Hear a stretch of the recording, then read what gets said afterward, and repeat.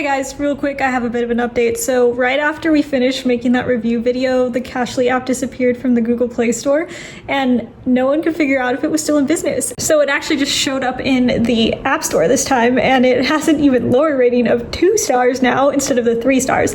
So I just want to point that out. Some of the information in the video is inaccurate because we did say it was in the Google Play Store and we said it was 3 stars, but now it is in the App Store and it's only 2 stars, which is just more reason not to trust this app. So I just wanted to give this quick update and yeah, have fun with the review. Bye.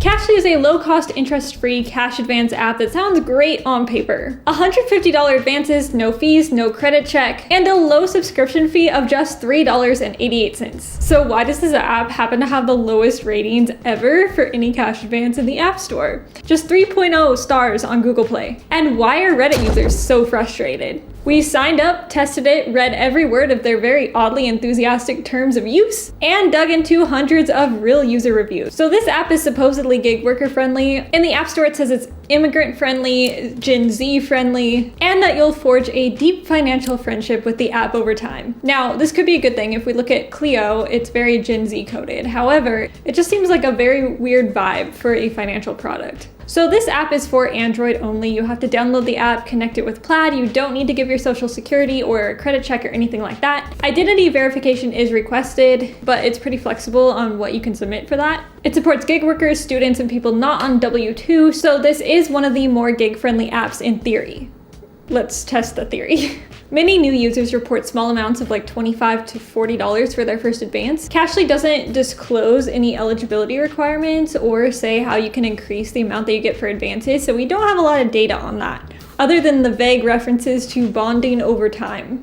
There's also around 4 to 5 days for an eligibility reset in between advances. So the monthly subscription is $388, which is pretty cheap. It auto-renews unless you go and pause it. The standard delivery is free. It takes about 2 to 3 business days and it is deposited through ACH.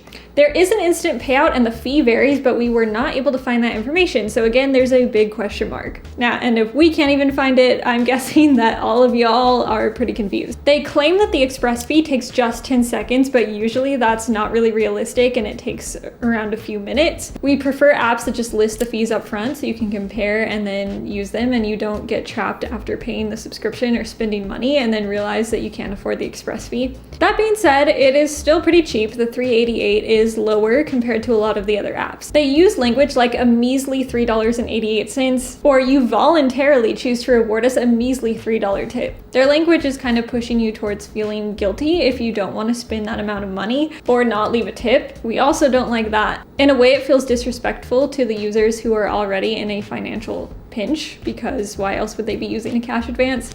So to just push for that tip or guilt people into spending money is not cool. They also have balance alerts and breakdowns of recent spending, and they also support different languages. Just very basic things that you could probably find elsewhere for cheaper. It teases future 360-degree insights, but we have no idea what that even means. So yeah.